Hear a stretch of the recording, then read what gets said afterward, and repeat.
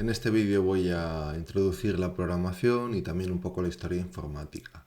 O sea, donde empiezan las primeras máquinas que hacen algo de forma automática o que nos facilitan la tarea de hacer cálculos y ese tipo de cosas.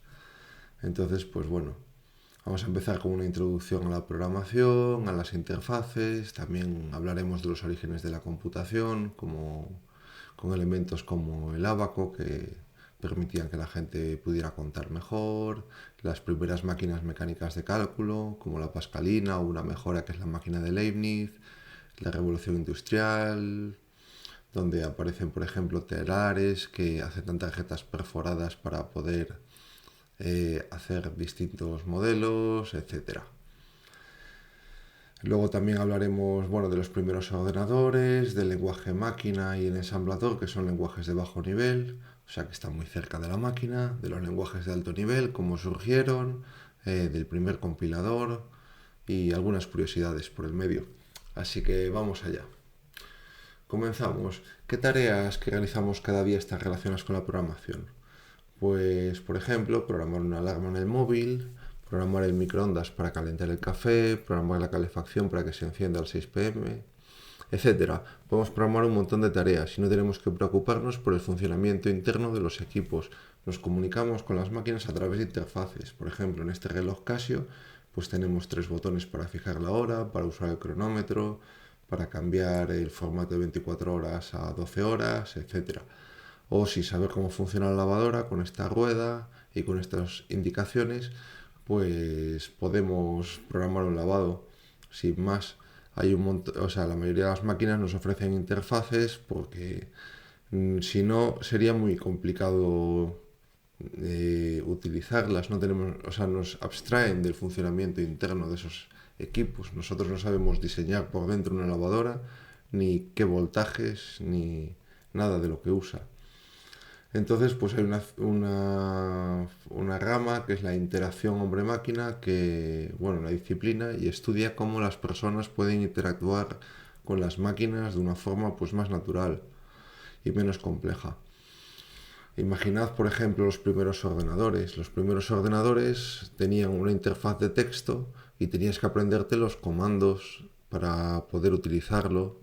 Luego eso avanzó, apareció una interfaz gráfica con ventanas, con un escritorio. De hecho, usaban metáforas del mundo real para que la gente pudiera familiarizarse antes con los ordenadores.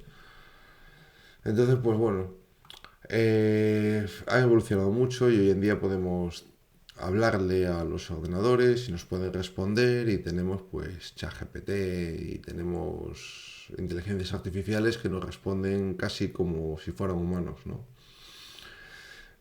Hablamos también de aquí de los sistemas operativos, porque quiero que aparezcan conceptos que van a repetirse a lo largo de la asignatura y que tenemos que tener al menos una cierta idea de lo que es cada una, cada cosa. Pues los sistemas operativos son una colección de programas encargados de gestionar los recursos de un ordenador de forma eficiente. O sea, se encargan de repartir pues, la CPU entre los procesos, la memoria también entre los procesos que tenemos ejecutando en nuestro ordenador, pues cada uno tiene su porción de memoria. Y además, un programa no puede escribir en la memoria del otro, eso sería terrible. Es lo que intentan los virus, intentan meter su código escribiendo en la memoria de otros programas. También tienen que repartir el espacio en disco duro para que unos no escriban encima de lo que guardaron otros, etcétera. Y los sistemas operativos simplifican el uso de los ordenadores ofreciéndonos la interfaz. Como ya dije, pues algunos nos ofrecían interfaz de texto. Aquí tenéis una interfaz de un Commodore 64, un ordenador de los años 80, donde metiendo comandos podíamos cargar pues juegos de cintas, ¿no? Los ordenadores ya os dije que venían con un manual o tenías que aprenderte los comandos y además probablemente tendrías que aprender a programar. Esto es en el inicio de la computación personal, o sea, años 70 finales y 80, que fue cuando la gente empezó a tener un ordenador en su casa. Eh, Esto era un negocio nuevo, entonces pues claro, la gente no podía bajarse software o no había mucho software disponible o lo compraba en las tiendas dentro de unas cajas y, Y bueno, es como por ejemplo la música. O sea, a alguien se le ocurrió, a alguien de Sony se le ocurrió que a lo mejor las personas les gustaría pues andar por la calle y escuchar música y creó el Wallman y ahí se abrió todo un mercado de música que ha llegado a nuestros días, pues luego del Wallman los Discman, luego los MP3s y hoy en día pues escuchamos música a través de auriculares Bluetooth que se conectan a nuestro dispositivo móvil, ¿no? Eh, Obviamente utilizar este tipo de interfaces donde tienes que escribir en texto, pues es difícil. O sea, bueno, no es difícil, pero tienes que estudiar los comandos y ver cómo funciona un ordenador. Pero bueno, si en vez de eso utilizamos interfaces gráficas, como hacían al principio los Mac, pues el uso se simplificaba y la gente pues podía utilizar un teclado y un ratón para manejar su ordenador y podían hacer dibujos, podían pues copiar archivos de un sitio a otro sin tener que aprender comandos. Entonces la interacción con los ordenadores mejoró bastante. Las interfaces gráficas surgieron en un laboratorio de Xerox que visitó Steve Jobs y Bill Gates. Y ahí hay una de las historias curiosas de la informática donde cada uno interpretó a su manera las interfaces de Xerox y los dos copiaron, uno para Mac y otro para Windows, ¿no? Pero bueno, Xerox fue la primera compañía que tenía interfaz gráfica en un ordenador. Aquí tenéis una interfaz gráfica de un sistema operativo que se llama BOS, que salió pues en el 94, 96, era desarrollado por ex ingenieros de Apple y tenéis lo mismo que tenéis ahora en vuestro equipo, o sea, básicamente pues ventanas que podéis arrastrar, iconos que representan pues aplicaciones o archivos, etcétera. El Windows trae un par de juegos que son el Buscaminas y el Solitario. Y esos juegos son además tutoriales, porque claro, si a la gente le das un ordenador y nunca ha usado un ratón, pues hay que enseñarles a usar el ratón. Entonces el Solitario te permitía pues pillar una carta, o sea, arrastrar, soltar. El Buscaminas te permitía hacer clic largo, clic sin más, doble clic, etcétera. Aquí os dejé un artículo que escribí hace tiempo sobre los juegos de Windows y sus secretos. O sea, si queréis hacer trampa en juegos de Windows, ahí tenéis un montón de trucos. Y podéis forzar una victoria solitario, saber si hay una mina antes de abrir la casilla, etcétera. Y bueno, aquí os dejé también un enlace para probar un sistema Mac antiguo y lo podéis hacer desde el navegador. Si le damos y abrimos, pues nos va a aparecer un sistema Mac de hace tiempo emulado en nuestro navegador y la verdad es que las cosas no han cambiado tanto desde entonces. Hoy en día los Mac se parecen bastante a este sistema. Si pincháis dentro, pues bueno, podéis utilizar este sistema y bueno, ir al disco duro de Mac, por ejemplo, y ver lo que hay. Habrá alguna aplicación, por ejemplo, MacDraw, y si le dais doble clic la abrís y bueno, podéis pintar en pantalla algo. Es parecida al Paint, pero era la aplicación de Mac.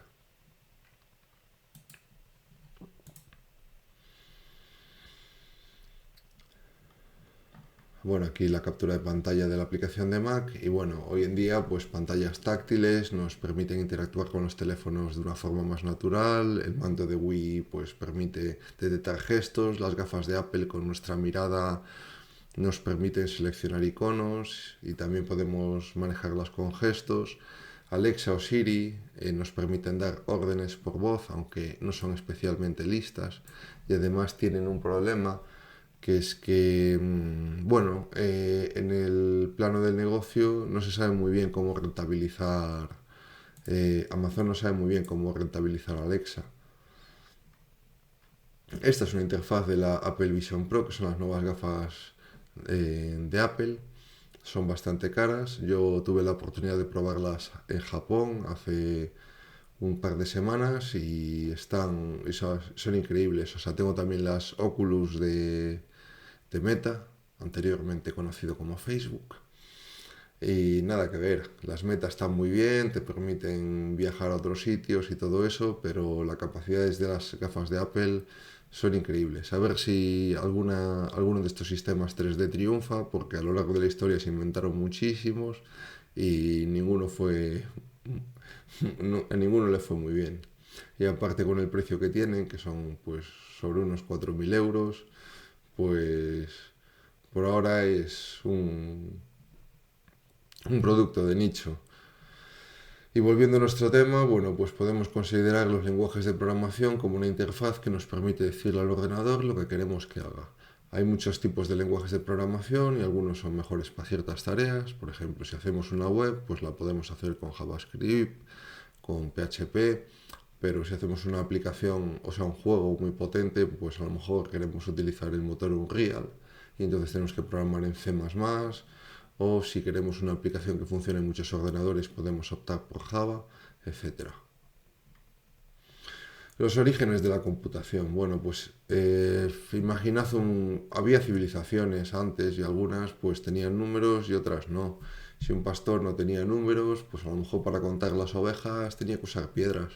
Tenía una piedra por cada oveja y entonces sabía que las traía de vueltas a todas o no, ¿no?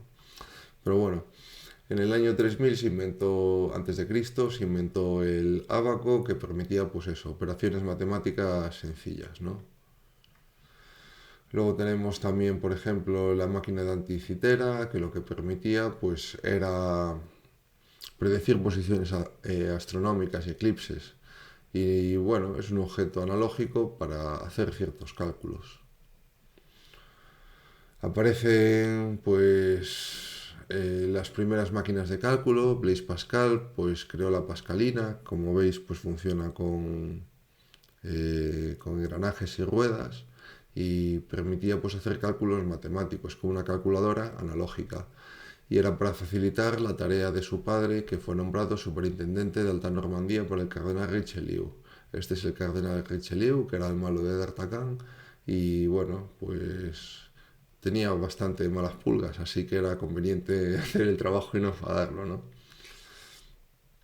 En honor a Blaise Pascal, pues Niklaus Wirth creó el lenguaje de programación Pascal, que es un lenguaje estructurado. En una época en la que se pensaba que había que programar bien, pues empezaron los lenguajes estructurados, ya veremos lo que es más adelante. Y era un lenguaje para enseñar a programar a alumnos, pero se hizo muy popular y mucha gente lo aprendió y se utilizó para aplicaciones de todo tipo. La máquina de Leibniz, que bueno, Leibniz es un matemático, pues creó una máquina que además de sumas, como la pascalina, pues podía hacer otras operaciones como multiplicaciones y divisiones. Luego aparece, por ejemplo, aquí está en la Revolución Industrial el telar de Jaguar. Jaguar inventó un telar que utilizaba tarjetas perforadas para controlar los patrones de tejidos en las telas. Las tarjetas perforadas también se van a utilizar en los primeros ordenadores como método de introducción de datos. Luego Charles Babbage diseñó una máquina, esta no es la máquina completa, sino solo una parte. La máquina completa, por limitaciones tecnológicas de la época, nunca se pudo llegar a construir. Y bueno, realmente diseñó dos máquinas, ¿no? Pero bueno, se supone que era la primera máquina programable y era muy avanzada para su tiempo. Tenía pues cosas parecidas a una unidad de procesamiento y a memoria, cosas que tienen los ordenadores hoy en día. Ada Lovelace es considerada la primera programadora de la historia y tenía ideas visionarias. Pensaba que las máquinas, además de para números, podían valer para otras cosas, como para procesar música o procesar textos. Y bueno, en su época, bueno, era la hija del poeta Lord Byron y en su época pues no se le tomó muy en serio porque era mujer, aunque bueno, era una mujer que tenía una buena posición y que se pudo dedicar pues a estos temas, ¿no? Bueno, Turing, el protagonista de la película The Imitation Game o Descifrando Enigma, que anda por ahí por Netflix, pues creó la máquina de Turing, que era una máquina que iba leyendo símbolos en una cinta. La cinta se suponía que era infinita y entonces pues podía ir haciendo cálculos según los símbolos, moviéndose de un lado a otro. Funciona muy parecido a lo que hoy en día es un ordenador, ¿no? Aquí tenéis un vídeo que os explica lo que es la máquina de Turing y bueno, Turing también fue una figura clave en la Segunda Guerra Mundial gracias a su trabajo en la criptografía y descodificación de los mensajes cifrados alemanes. Los alemanes utilizaban esta máquina, que era el Enigma. Si queréis cifrar mensajes como los alemanes podéis pinchar en este enlace y os abrirá una página web donde podéis utilizar un emulador de Enigma, aunque tendríais que ver un poco cómo funciona la máquina. Pero bueno, podéis escribir algo y os lo va a cifrar, ¿no? El texto plano es el mensaje que mandáis y el cifertext es el mensaje cifrado. La máquina tenía 3 rotores donde se podían ajustar las posiciones y entonces pues era una máquina muy difícil de... O sea, los mensajes eran muy difíciles de descifrar. Y Alan Turing pues creó la bomba, que era esta máquina con la que sale detrás el actor este que hizo de Sherlock Holmes y también del Doctor Enigma era. Y con esta máquina consiguió descifrar los mensajes de los alemanes, bueno, porque también los alemanes repetían el Heil Hitler al final y entonces lo sabían los aliados y entonces pues tenían algunas pistas para poder descifrar a Enigma, ¿no? Si tenéis más curiosidad, veros la película Descifrando Enigma o The Imitation Game, que es bastante entretenida. Turing también es el autor del test de Turing, que básicamente es que si tú pones tras una pared a un ordenador y una persona, la persona que hace, y aquí otra, o sea, y otra persona fuera, la persona hace preguntas y no sabe si el ordenador o la otra persona le responden. Y si no es capaz de distinguirlos, es que la computadora supera lo que sería el test de Turing. Hoy en día alguna inteligencia artificial podría superarlo y hacerse pasar por personas. Pero bueno, en su época, cuando lo hizo, pues era una idea que parecía que era imposible. Y bueno, si pasáis de visita por Manchester, pues podéis saludar a Alan Turing, que fue un héroe de guerra, salvó muchísimas vidas y, y bueno, fue condenado en el Reino Unido por ser homosexual.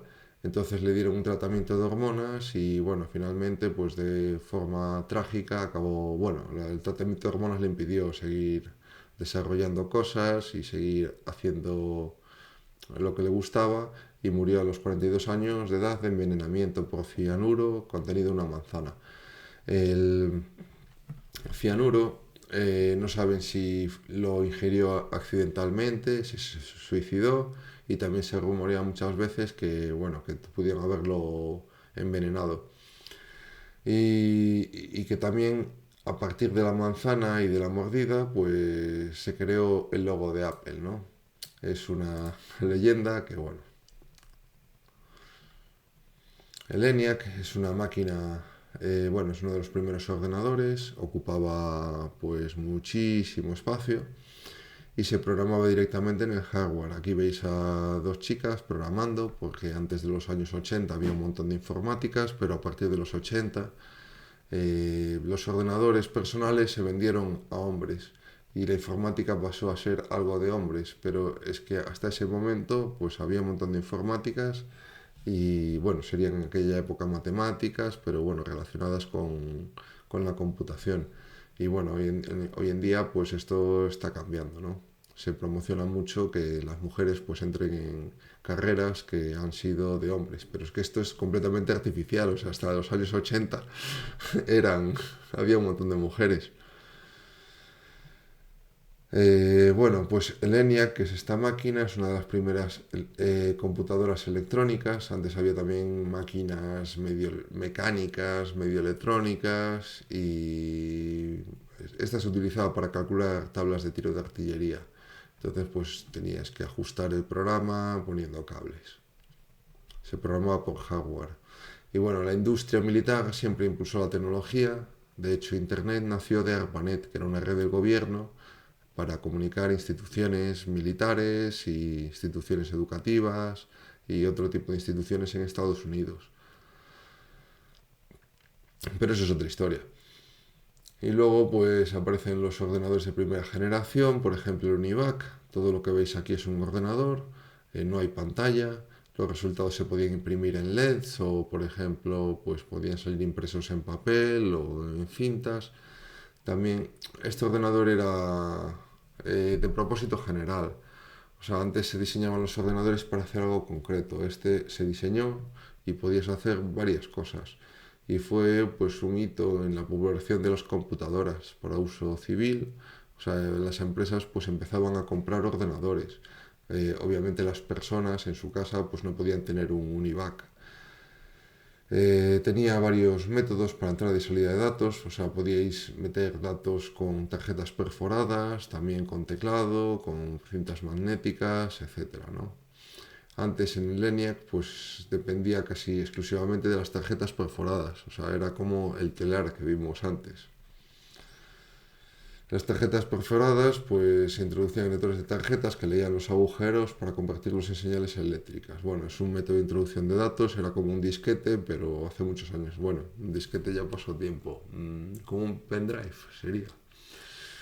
De hecho, la gente en esta época no tocaba el ordenador. Hablaba con un operador del ordenador y le decía, oye, mira, quiero procesar esto.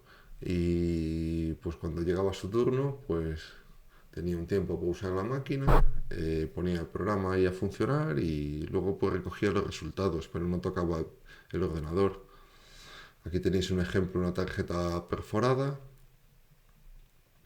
Y bueno, hablando de los sistemas operativos, si en esta época eran súper simples, porque simplemente tenían que procesar un trabajo, luego otro, luego otro, luego otro. Entonces no tenían que repartir memoria entre diferentes programas porque solo tenían un programa de memoria. Y podían tener el sistema y un programa. Entonces, pues nada, eran bastante simples. Y comenzamos hablando de los lenguajes de programación con los lenguajes de bajo nivel. Bueno, se dice que son los lenguajes de bajo nivel aquellos que están muy cerca de la máquina y los de alto nivel de las personas. Lo veréis en un poco. Comenzamos con los lenguajes de bajo nivel. Empezamos con el lenguaje máquina. Los ordenadores solo pueden ser programados con ceros y unos. Es decir, ¿hay corriente o no hay corriente? ¿Cero o uno? No entienden otra cosa. Entonces, pues ya os podéis imaginar que programar con ceros y unos no debe de ser muy agradable, sobre todo porque los humanos somos muy malos tratando números grandes en decimal. Imaginad números grandes que son ceros y unos. Entonces, pues sería complicadísimo, complicadísimo escribir programas, sería casi imposible codificarlos y escribir algo complejo ya impensable.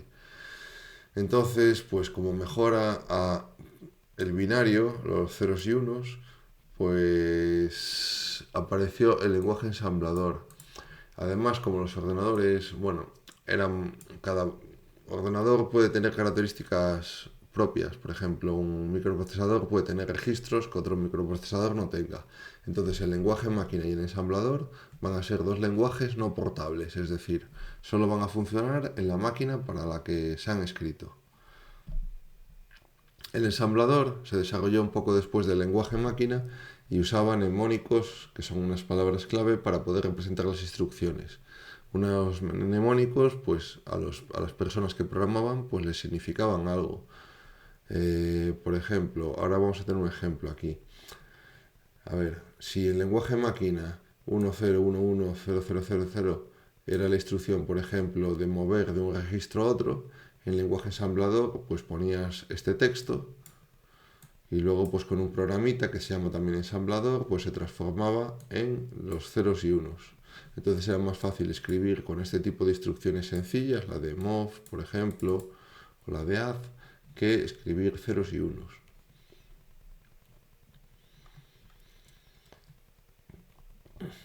Aquí, por ejemplo, el lenguaje ensamblador ya más o menos se entienden las cosas. O sea, aquí, por ejemplo, mov AX, pues lo que está diciendo es que el valor 1 lo mueva al registro AX. Luego mov BX2, pues que el valor 2 lo mueva al BX. Y luego add sería suma, y sería suma el contenido de BX y AX y ponlo en AX. Vamos, esto se entiende un poquito, pero es que esto no se entiende absolutamente nada. Es, o sea, trabajar en lenguaje máquina era casi imposible y en lenguaje ensamblador sí que se llegaron a hacer cosas complejas, aunque el esfuerzo era bastante grande. Y además la aplicación resultante que hicieras solo funcionaba en un equipo. Estos problemas los van a resolver los lenguajes de alto nivel, ¿no? Aquí veis un lenguaje de alto nivel, una suma en Python. O sea, suma es igual al primer número más el segundo. O sea, esto ya es más natural. Los lenguajes de alto nivel pues nos permiten escribir en algo cercano a lo que nosotros entendemos. De hecho, hay códigos que simplemente leyéndolos, aunque no sepas programar, podrías saber lo que hacen. En cambio, si lees, por ejemplo, el lenguaje ensamblador y no sabes que esta instrucción hace lo que te dije antes, pues ni idea, ¿no? Y el lenguaje máquina pues ya no significaría nada. Aquí tenéis una tabla comparativa de lenguaje máquina y ensamblador, ¿no? La eficiencia es muy alta porque es en el lenguaje propio de la máquina. Si en cambio nosotros usamos un lenguaje de alto nivel, o sea, próximo a nosotros y tenemos que traducirlo al lenguaje máquina, pues no está tan optimizado, aunque tiene otras ventajas.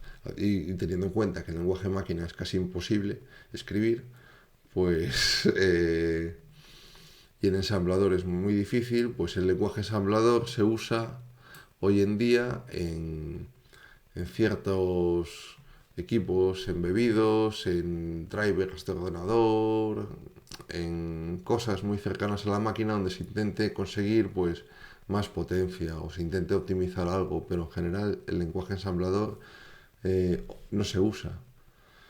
La portabilidad pues es nula, o sea, cada lenguaje máquina es propio de una máquina y otra puede tener otro lenguaje máquina con otros códigos. Lo mismo para el lenguaje ensamblador. La legibilidad es nula, o sea, en lenguaje máquina muy baja es ser optimista, aquí es nula. Y el lenguaje ensamblador es baja, o sea, las instrucciones son muy sencillas, pero hay que muchas veces imaginártelas en grupo, porque a lo mejor están haciendo pues una multiplicación y en ensamblador la multiplicación pues son varias instrucciones. Es difícil de escribir, en lenguaje máquina imposible, en ensamblador pues más sencillo que el lenguaje máquina, ¿no? Tenéis control del hardware completo, o sea, podéis hacer uso de un registro, podéis decir, pues grábame este dato en tal registro del procesador, ese tipo de optimizaciones. Y el uso actual en lenguaje máquina es raro, nadie lo usa, y en lenguaje ensamblador, pues sí, se sigue usando, pero en casos muy particulares. Por ejemplo, puede que os apetezca programar en ensamblador, no creo, pero bueno, si queréis hacerlo y queréis hacer algo divertido, podéis programar en ensamblador para Atari 2600, que era esta consola. Fue mi primera videoconsola, le tengo mucho cariño. Aquí os dejé un curso por si queréis echarle un ojo y es una consola bastante curiosa porque además, o sea, si programáis para ella, vais a aprender también el hardware que tiene dentro porque vais a tener que programar teniendo en cuenta eso. No como ahora, que programas una aplicación y todos los ordenadores que más o menos sean potentes van a poder correrla. Bueno, pues en esta época tenías que optimizar a nivel de hardware, saber cómo funcionaba internamente, etcétera. Y por ejemplo, para pintar en pantalla tenías que hacerlo en sincronía con la televisión. Y además pintabas línea a línea, porque la máquina no tenía memoria para pintar una imagen directamente como se hace ahora.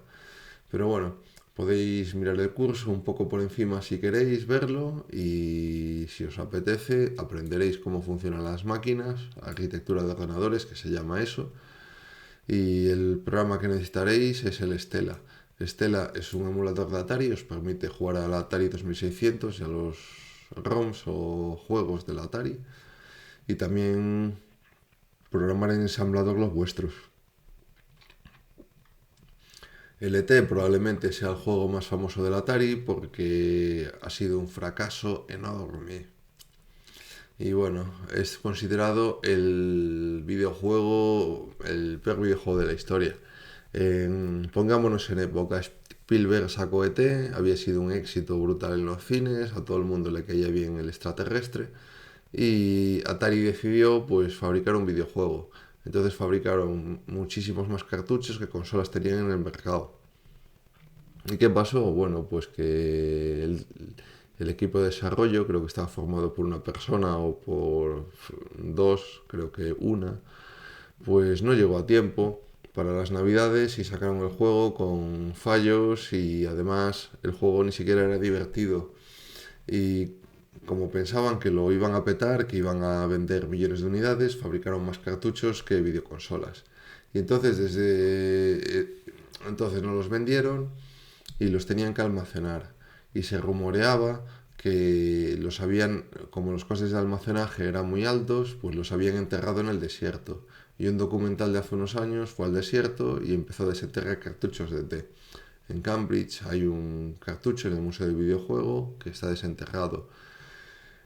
Bueno, en el Museo de la Computación, en el Museo del Videojuego en Sheffield también tienen otro cartucho de té desenterrado y se venden por ahí. Yo tengo 3 cartuchos de té, pero ninguno es de los desenterrados, así que vale menos, porque no forma parte de esa historia. Y el fracaso de té dio lugar a la crisis del videojuego de 1983, que fue donde la industria del videojuego pasó de Estados Unidos a Japón. En Estados Unidos en esta época había muchísimas consolas de muchas marcas de juguetes, por ejemplo MB tenía la Vectrex, que es una consola bastante chula, o sea, buscad Vectrex. Es lo más parecido a una máquina recreativa que podías tener en casa. Además, podías ponerle vinilos a la pantalla para que los juegos tuvieran algo de color, porque eran blanco y negro. Usa gráficos vectoriales en lugar de pixelados. Es curiosa la Vectrex, es de 1982. Tiene un año más que yo. Y bueno, había otras compañías que también sacaban consolas y la calidad de los juegos era bastante mala. En esta época también empezaban a pegar fuerte los ordenadores personales. Aparecían los primeros ordenadores personales que también te permitían jugar. Y si no fuera por Nintendo, quizás el mercado de las videoconsolas pues hubiera desaparecido.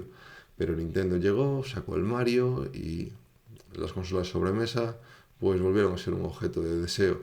Pero bueno, en esta época, bueno, y es eso, pasó toda la industria del videojuego de Estados Unidos a Japón, con Nintendo, también con Sega, etcétera. Digamos con los lenguajes de alto nivel. Como os dije, bueno, pues que programar en ensamblador o lenguaje máquina es difícil y es complicado mantener los programas, es complicado modificarlos. Y Grace Hopper, conocida como Amazing Grace, pensó, ¿y si en lugar de escribir en lenguaje máquina y ensamblador escribimos en una especie de inglés básico y eso luego lo transformamos en código máquina? Bueno, o una especie de símbolos que sean más cercanos a nuestro lenguaje y los transformamos en lenguaje máquina. Y entonces pues creó el primer compilador, que fue el A0. Un compilador es un programa que coge un lenguaje fuente y lo transforma en otro lenguaje, siendo precisos. Pero bueno, realmente el compilador, o sea, coge un programa y lo transforma pues en el código que interpreta el ordenador, ¿no? Nosotros escribimos, yo que sé, en Java y eso se compila y, y ya lo ejecuta el ordenador. Bueno, con unos matices que veremos más adelante, pero en C sí. En C lo compilas, pasaría a ensamblador y luego con el assembler lo pasarías al lenguaje máquina. Y entonces por fin podíamos utilizar un lenguaje simbólico gracias a Grace Hopper para interactuar con una computadora, con lo cual la interacción con la computadora pues mejoró un montón. Además, ella es conocida por la creación del lenguaje COBOL, que es un lenguaje que se sigue usando en bancos porque el riesgo de que cambien la aplicación es enorme. Entonces los bancos siguen manteniendo sistemas en COBOL. Y de hecho, a lo mejor veis en noticias que os dicen no se encuentran programadores de COBOL. Y que los bancos están locos por encontrarlos y que darían sueldos enormes a quien programa en COBOL. Bueno, pues eso tiene cierta verdad y cierta mentira.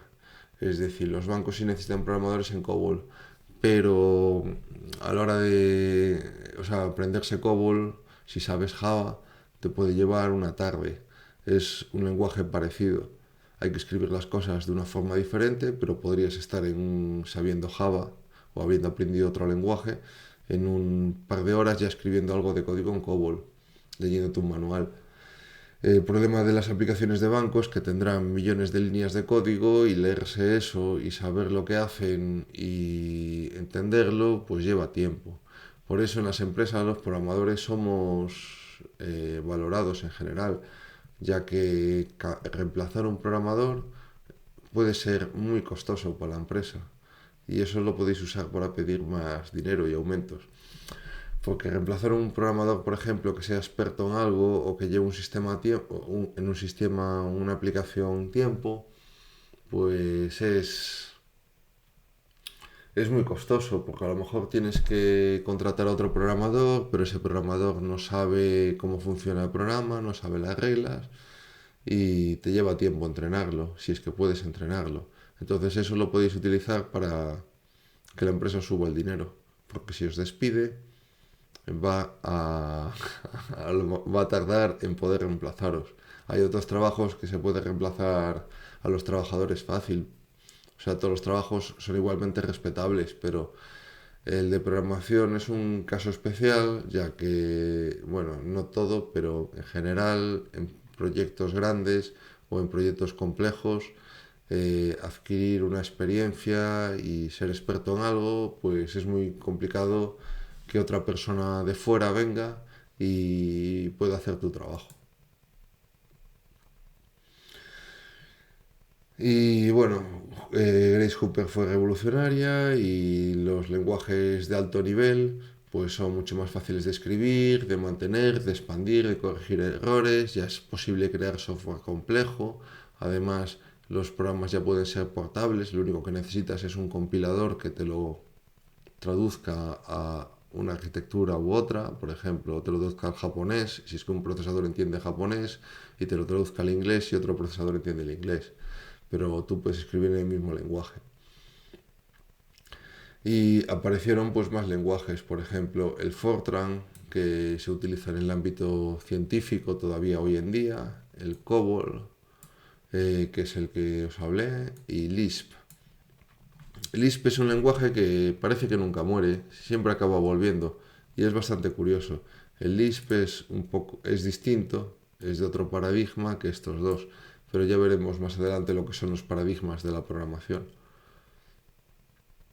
De esta forma, al tener lenguajes que son más fáciles de leer y de escribir, pues un programador se puede enfocar más en resolver problemas en lugar de en pensar en el código, ¿no?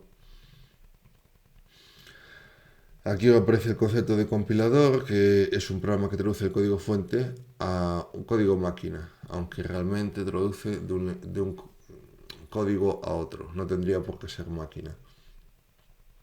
Tenemos nuestro programa, lo pasamos por el compilador y luego tenemos el programa objeto, que sería lo que ejecutaría la máquina.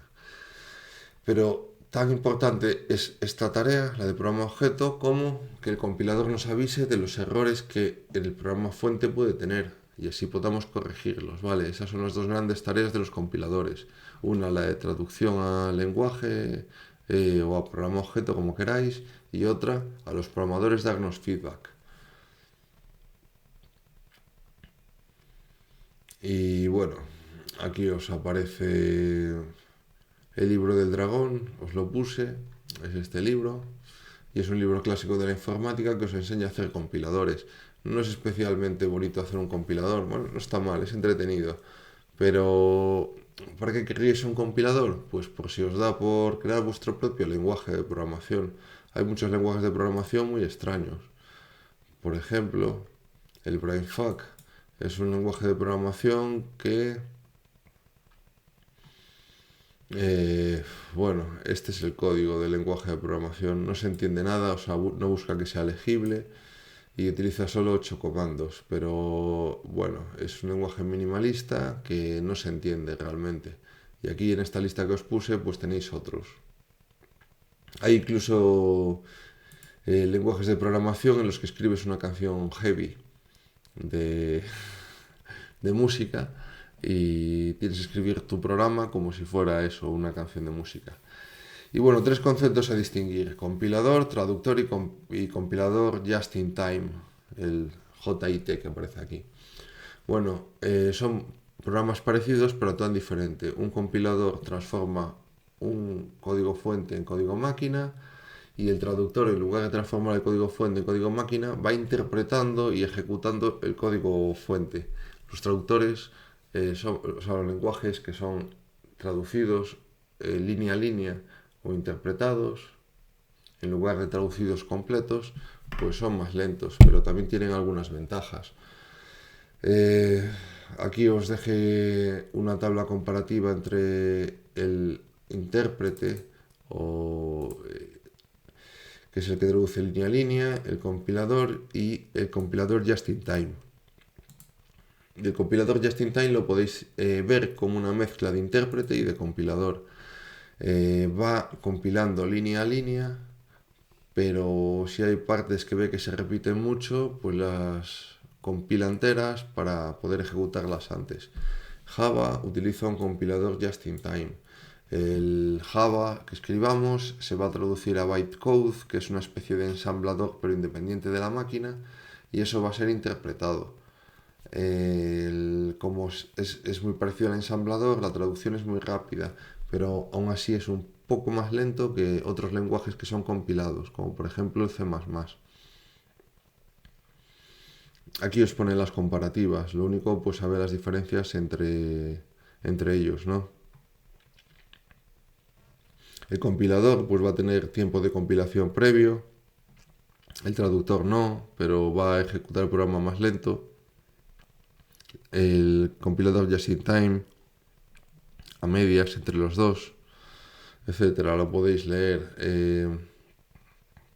En compilación los errores se detectan antes, en traducción se detectan cuando una línea del programa pues esté mal, ahí será cuando el traductor o intérprete nos diga que nuestro programa ha fallado. Y el compilador just in time, como siempre, mezcla de los dos. Ejemplos de lenguajes compilados, pues C, C++ o Rust, que se utilizan normalmente pues, en sistemas operativos. De hecho, C lo creó Dennis Ritchie para Unix. Luego interpretados tenéis Python, JavaScript o Ruby también. Y en compilados just in time, por ejemplo, Java o C Sharp. C Sharp es el que usa en Unity para programar videojuegos. Pero si quieres videojuegos muy potentes, tienes que usar C++ con Unreal. Y bueno, al compilar, pues tenemos que el binario generado o el programa generado solo va a funcionar en una plataforma, ¿no? El interpretado pues podría ejecutarse en distintas plataformas, si tuvieras un intérprete en cada plataforma, y el just in time ofrece cierta portabilidad, pero depende bueno, de una máquina virtual, de algo, de un intérprete, de que lo tengas, de que haya una versión de tu intérprete para el sistema operativo que estés usando. Y bueno, como optimización, pues se optimiza durante la compilación los programas compilados. Si traduces línea por línea, puedes optimizar bastante menos, porque vas leyendo todo pasito a pasito. Entonces no puedes saber si podrías o sea, crear una optimización de varias líneas. Y el just in time, pues se realizan algunas optimizaciones. Y bueno, pasamos a hablar de Java. Java, como os comenté, se compila bytecode, que es un código parecido al ensamblador, y luego lo interpreta una máquina virtual. Y como el bytecode es parecido al ensamblador, pues la traducción interpretada no es una traducción de un lenguaje de alto nivel a máquina, sino que ya es parecido a máquina, entonces se hace mucho más rápido. Y aquí os puse pues una lista de algunos lenguajes de alto nivel más famosos. Y también todos ellos con el programa Hola Mundo, que es un ritual de iniciación que vale para probar que bueno, todo el mundo hace este programa cuando aprende un nuevo lenguaje y permite verificar que el entorno de desarrollo está funcionando correctamente. Este es un buen libro para aprender a programar, lo único que es en C. Java está o sea, Java, el lenguaje, está basado en el lenguaje C. O sea, muchas cosas se le parecen. Así que no es un mal libro para leerse. Es fácil de leer. O sea, tiene unas 200 páginas o algo así. Y bueno, vamos a comparar algunos lenguajes y cómo se hace, o sea, alguna característica o curiosidad de cada uno y cómo se hace un hola mundo en cada uno de ellos. Poner hola mundo es simplemente escribir hola mundo en pantalla. El Fortran del 57, pues el autor es John Bacchus y Grace Hopper también participó en el comité de estandarización y es antiguo, sigue en uso en computación científica y el hola mundo pues lo tenéis aquí. O sea, empieza el programa, nombre del programa, imprime, hola mundo, fin de programa. Lisp es de John McCarthy del 58 y sigue siendo en uso. Y hay versiones y dialectos de Lisp que se usan hoy en día y la forma de hacer hola mundo pues sería esta, ¿no? En una línea. Algol es un lenguaje que en su día la traducción, o sea, la compilación hacía que fuera muy lento el resultado, pero se utilizaba para enseñar a programar. Y bueno, tiene influencia en lenguajes más modernos como Pascal, C y Java. Estos dos del año 70 y algo y Java del 94, 95 creo. Comienza el programa, imprime hola mundo, finaliza el programa. Este es COBOL, el que usan los bancos. Y aquí pues hay que escribir un poquito más, ¿no? Que los anteriores. Cuando tienes que escribir mucho para hacer lo mismo, se dice que tu lenguaje de programación es más verbose que otro. Java es bastante verbose, hay que escribir bastante en Java, pero el IDE que tenemos nos va a ayudar a escribir rápido. BASIC se utilizó en los años 80 para videojuegos, pero bueno, era un lenguaje fácil de aprender y la forma de ponerlo al mundo era con esta instrucción. Pascal, ya hablé de él. Simplemente tenemos programa, hola mundo, comienzo del programa, escribe en pantalla hola mundo, fin. Como veis, esto se lee ya en inglés, o sea, sepa el lenguaje o no. Yo en Pascal no programé, o sea, creo que programé alguna vez, pero hace muchísimos años, 20 años o más, cuando estaba estudiando la carrera. Pero bueno, a pesar de no saber Pascal, pues entiendo lo que hace este programa, porque es súper sencillo. Aquí está C de Denis Ritchie, que C se creó para escribir Unix en un lenguaje de alto nivel y así poder mantenerlo más fácil. Y bueno, el Hola Mundo lo que hace es incluye la librería de entrada y salida, o sea, unas funciones para que podamos leer y escribir por pantalla. Y bueno, una línea de Hola Mundo para escribir y dentro de una función principal. Ya veremos lo que son las funciones. Y aquí, bueno, tenéis más lenguajes. Smalltalk, que es orientado a objetos. C++ es un C con orientación a objetos creado por Strausstrup, que escribió, bueno, este tío es un genio, pero escribió un libro que cuesta bastante leer porque es enorme. Escribió un montón. Ada es un lenguaje en honor a Ada Lovelace y lo utiliza el Departamento de Defensa de Estados Unidos para proyectos de alta fiabilidad. Tenéis Python, que está muy de moda hoy en día, es interpretado y es bastante simple y legible. PHP para webs o Java, que es el que vamos a aprender aquí. Y por ejemplo JavaScript para web de parte del cliente, o sea, para que corran los navegadores. Aquí está el Hola Mundo y bueno, más lenguajes. Swift es el que se usa para iOS, para sustituir a Objective-C, que era como un C++, pero que, o sea, una extensión de C, pero que fue de otra manera, distinta a C++. Y que usaba Apple hasta hace pocos años, que creó Swift. Swift es un lenguaje moderno y tiene lo mejor de todos los lenguajes. Y se parece mucho a Kotlin, que es otro lenguaje moderno que se utiliza por ejemplo, en aplicaciones de Android. Es el lenguaje que utilizaréis. Y aquí pues os dejé un vídeo del juego del calamar que pasaría si fuera creado para desarrolladores de software. Entonces, pues aquí la prueba que se les va a proponer a la gente es escribir un hola mundo en diferentes lenguajes. Y el vídeo pues es bastante divertido. Y nada, hasta aquí los apuntes sobre la introducción a la programación y un poco la historia de la informática. Si tenéis cualquier duda, pues me decís y ya está. Yo creo que, bueno, que es una introducción así, que más o menos se ve la historia de la informática, aunque hay muchísima. Que queda, por ejemplo, pues IBM, qué pasó con cómo evolucionó Windows, cómo evolucionó Mac, pero bueno, eso queda fuera del ámbito. Las peleas entre Mac e IBM, va, son otras historias.